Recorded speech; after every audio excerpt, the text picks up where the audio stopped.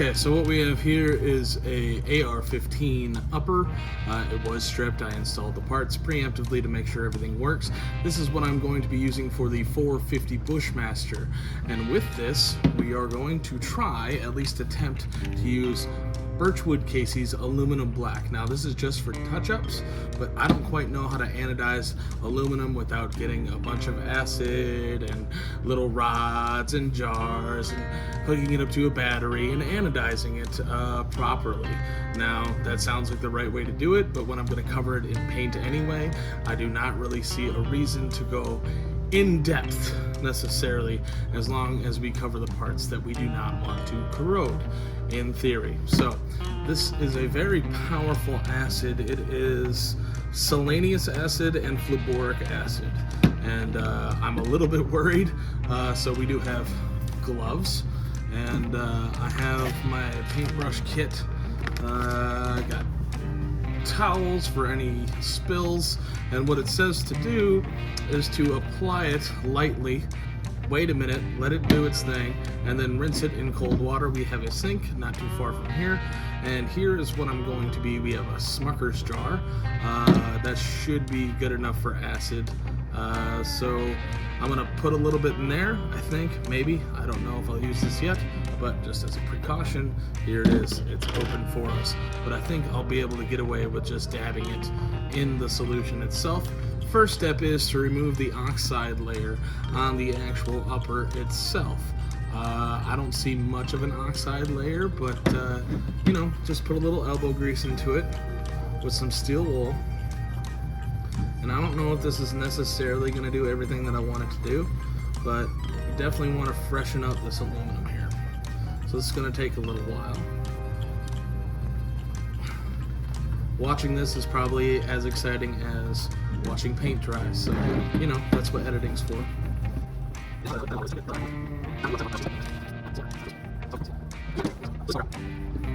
This upper is a no-named stripped upper I picked up at a gun show.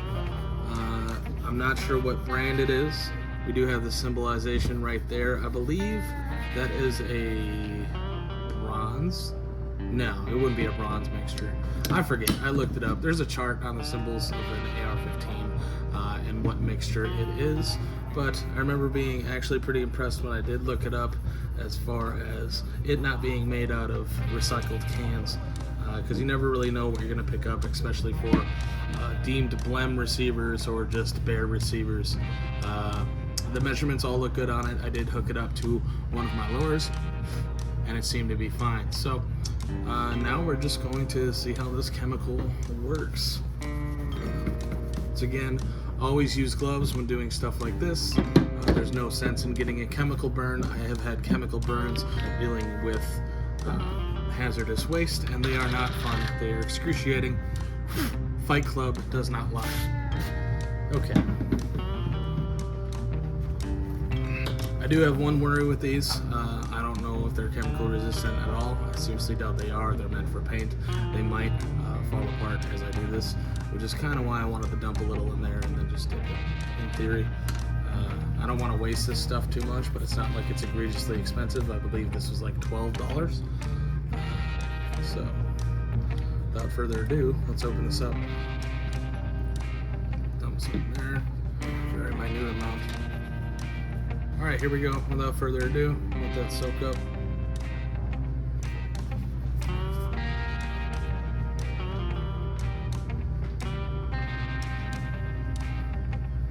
Oh, that's freaky. It's turning it black, that's for sure. Definitely don't want to do it too thick. Lightly coated. So far, it's probably going to look not all that great, but it is getting black, that's for sure. I'm really worried about doing the Picatinny rail up here. I feel like that might be a little hard. The brush is holding up relatively, so that's cool. Oh yeah, look at that. So I was looking up on YouTube and seeing if anybody has done this, and people have only touched up parts with their guns on this, as far as I can tell. I could be entirely wrong, but I did try to find it, and I didn't, so we're just gonna experiment here. Whatever this ends up being, I'm gonna paint over it anyway. So it's just an extra precaution to protect the aluminum. That's all that we need.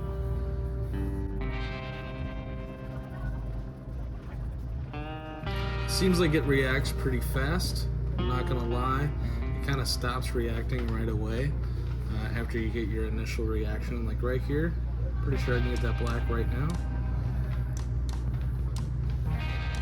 Then it'll die out very quickly.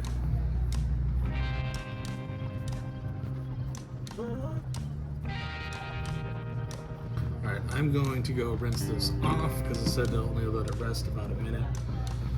So,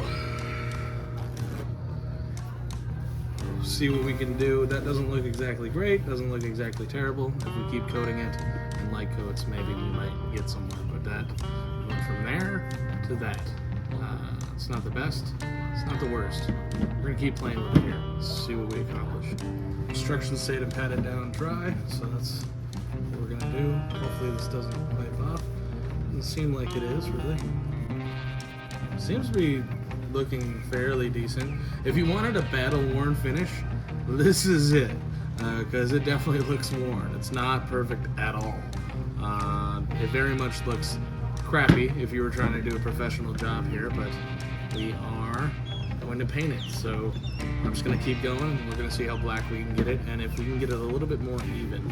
It's not entirely even everywhere around. Yeah.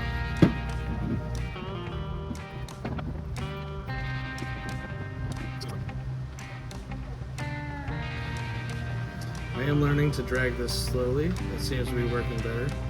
It's all a learning process. Just drag the acid, let it react.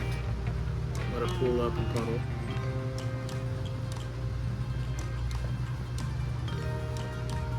Not bad.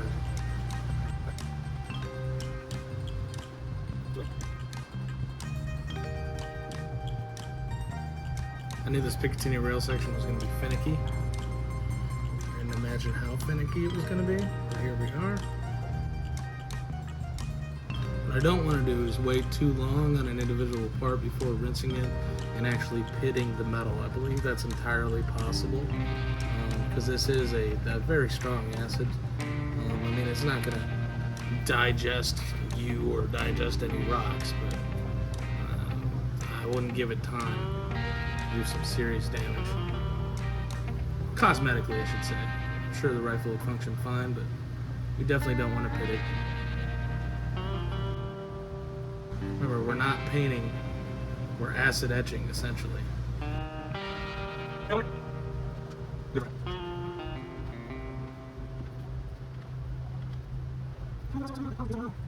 believe he's referencing Knoxville. Take me down to the paradise city where the grass is green and the girls are pretty. Knoxville, Tennessee, y'all.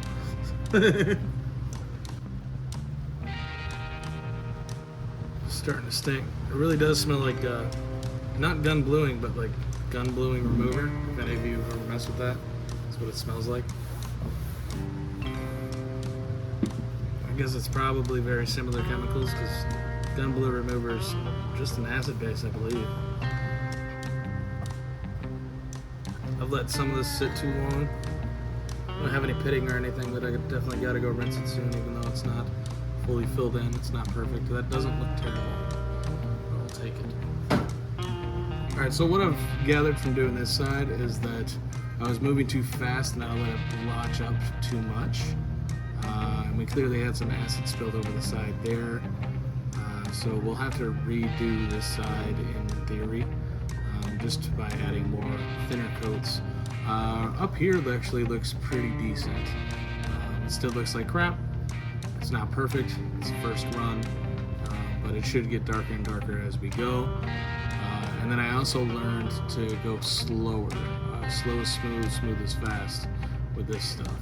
You're waiting for it to react, and you want that to be smooth and not droplets and not puddles, but just a nice even coat. So now we're going to try to do this side and see if we've learned anything. Unfortunately, this side has a lot of angles, so we'll try some here.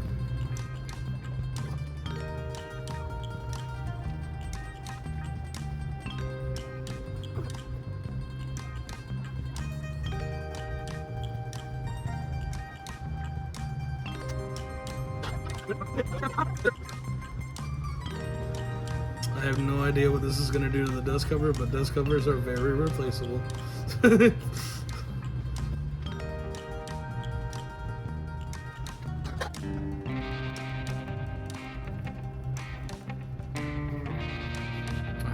going to have to stop because dinner is here.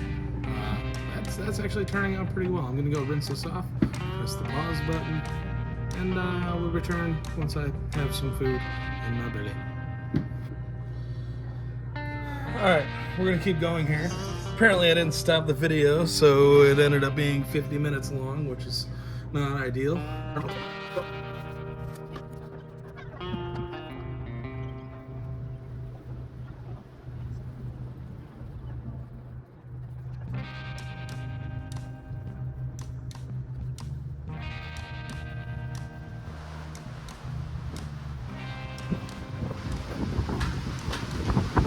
Oh, this sucks, dude. What the fuck? Dude! Holy crap. That was not a gradual amount of wind. So the aluminum black is going well, but I'm going to continue here in a little bit, but we got interrupted by a rainstorm. The rain started to come in. I'm doing this outside because it stinks and it's acid, so if anything goes wrong, don't have that on the tile or carpet or whatever you have. So I will continue. It's probably going to get dark here, but I do have lights, so there's that.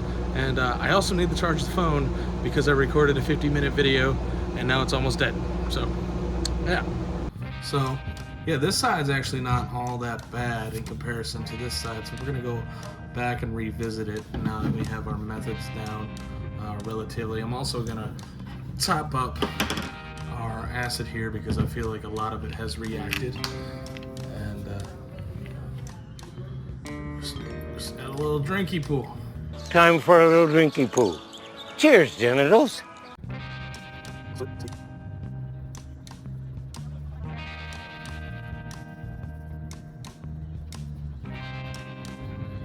I don't know why this little bead down here has a really hard time filling in. I don't know if that's an inconsistency with the aluminum or what's exactly causing that, but the side's starting to look better. More and more, I just keep moving it around here. It doesn't look near as bad. It still doesn't look good. But once again, we're here to protect the aluminum, not make it look good. We are going to paint this eventually, so.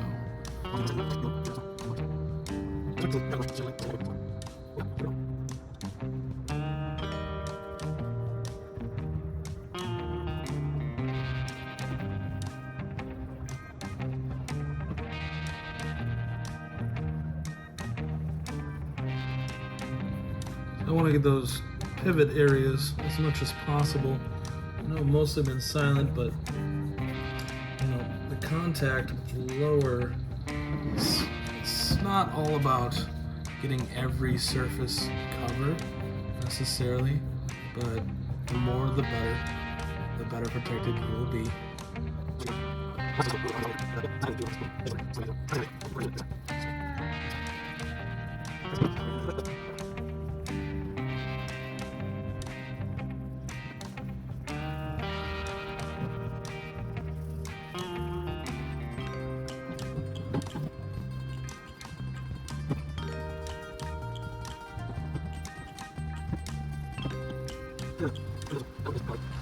Work on the back. I gotta keep like rotating this and keeping it wet. I really don't want this stuff to sit in there too long.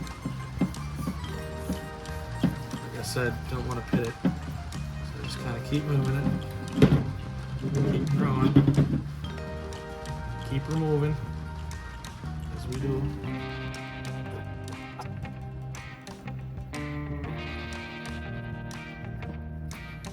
Figured this might be probably not the best method. Get the brush soaked. I'm just rotating it because it seems to be almost a tight fit, which is ideal for doing this.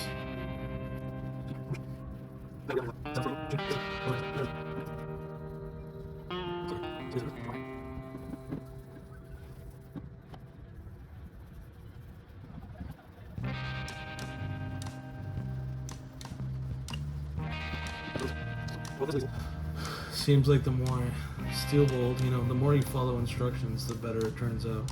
My struggle areas are really where I couldn't get the steel ball all that well. So there is that. Go figure, the instructions don't lie. But I'm a man. I don't follow instructions. I just figure it out.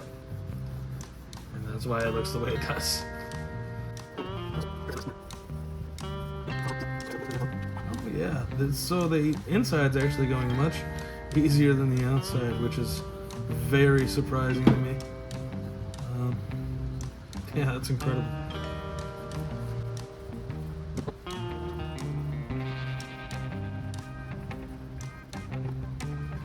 So clearly, it's been sitting on there much longer than a minute, but I keep moving it around.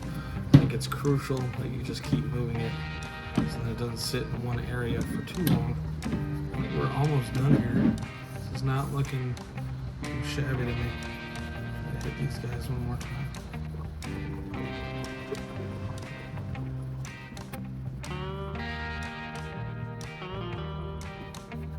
Really want to get this barrel area. I know it doesn't seem like it would be that important since the barrel is going in there, but it actually makes that almost more important because you're forever going to have steel in contact with aluminum. So the better the aluminum is protected, the better you won't have corrosion. The more you won't have corrosion. I will be using anti-seize, so that should prevent that, but I want to make it as foolproof as possible.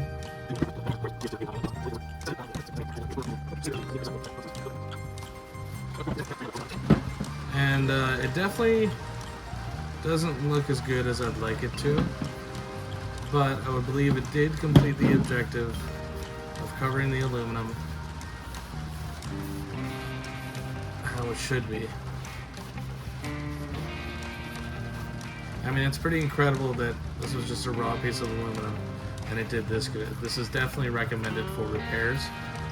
Like I said, I haven't seen anybody do an entire upper with it, and it's not all that terrible.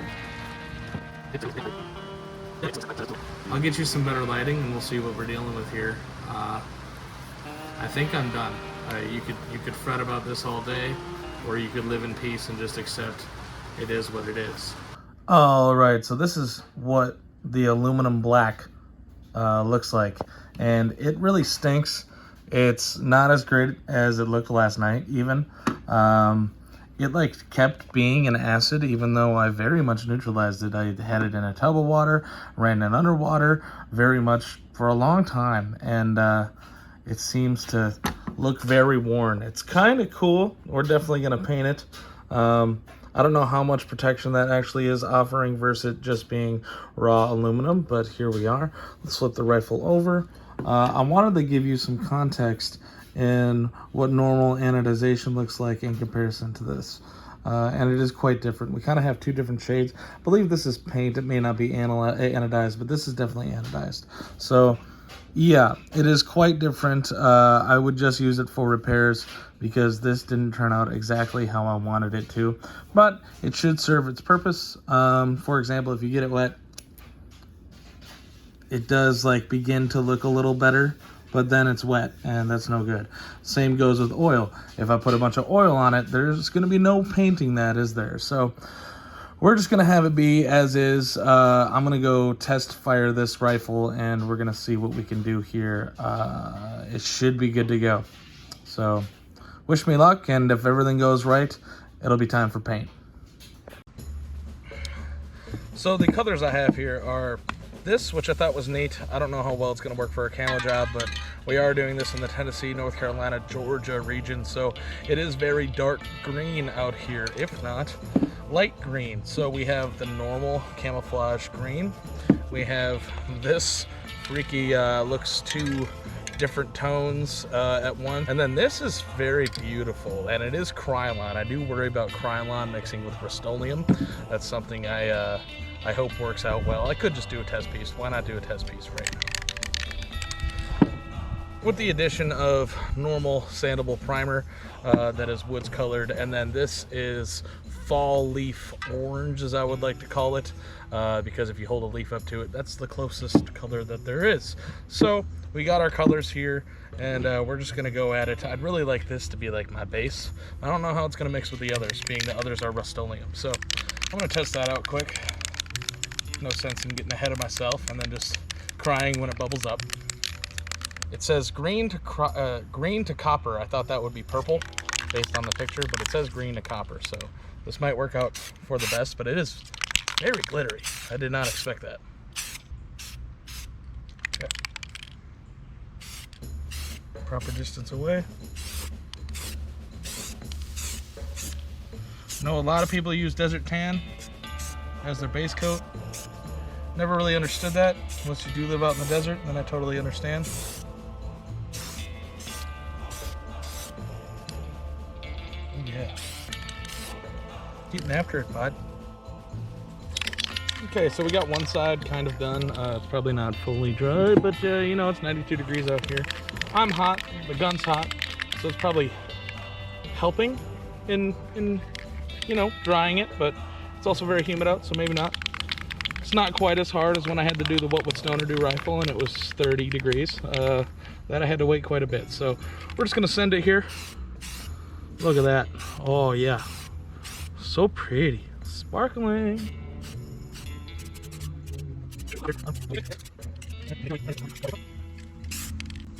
Like the Kool-Aid Man. Oh yeah. All right. I think that's a pretty solid base coat, if I might say so myself. Yeah, I could live with that.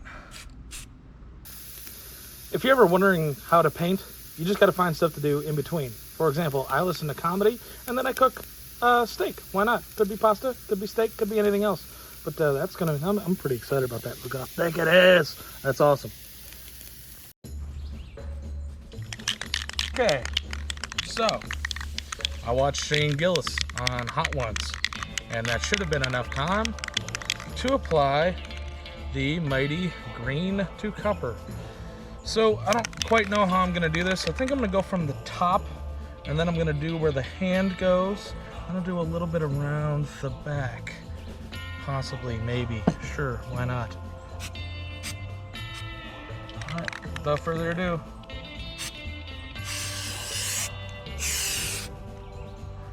Okay, that might be kind of cool. Again. All right. Again. All right. That might be neat. Like I was saying, a little bit from the back.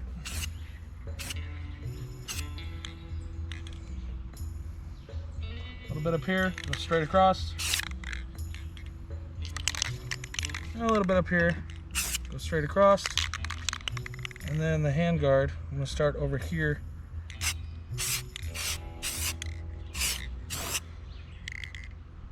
I think that might be kind of cool, right? Don't overdo it. That's cool.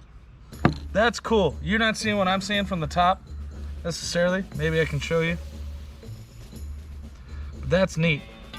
If you change your orientation, it changes. And it also matches the woods color of North Carolina, Georgia, and Tennessee. So I'll let that dry out a little bit. No sense in rushing. Rushing is when you make mistakes. We'll do the other side. This is our base brown. This is our metallic stuff. We're gonna try to stay away from it. Let's see if we can do this. So I really like the way this plant turned out. Okay.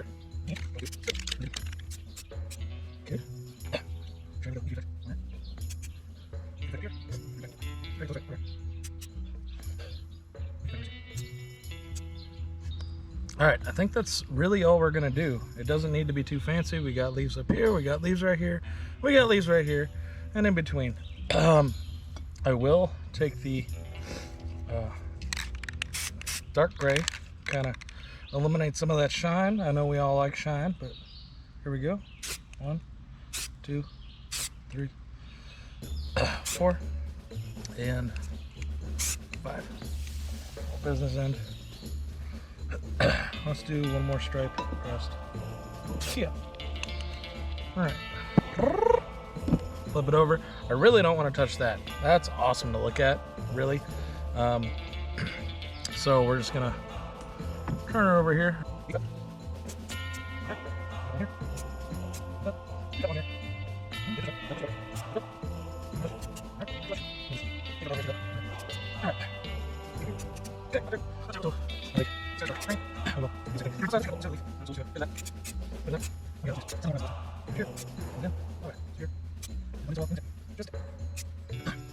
That's not too bad. That's not too shiny. That's all right. I'm not really worried about the bottom, not really worried about the top. So I think that's gonna conclude our business here. Here, I even green the tip a little bit.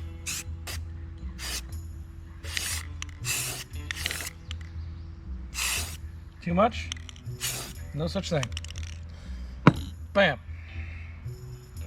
Camouflaged upper. Kinda, sorta, my way. Shiny. What's up there, dudes? So, hey, this is my rifle. It's my 450 Bushmaster rifle. I plan on using it for deer. If you didn't watch my video previously, I wanted to extend the range of the 44 Magnum. Hence, 450 Bushmaster delivers a similar payload at extended range to 44 Magnum, yada, yada, yada. Check that video out if you want to see this rifle in action. But this was to see if we could use a repair product being aluminum black. To see if we could use it on a whole rifle, and I would strongly not advise that. It is doable for a protective coat, but it didn't look good. And if you're doing this for somebody, that would be not satisfactory. I'm doing this for myself, and I knew I was going to paint the rifle anyway, so it was a perfect time to experiment. This is for knowledge, this is for you, this is for me, this is for everyone in the gun community. In between filming videos, I eat good. That's a crust, son.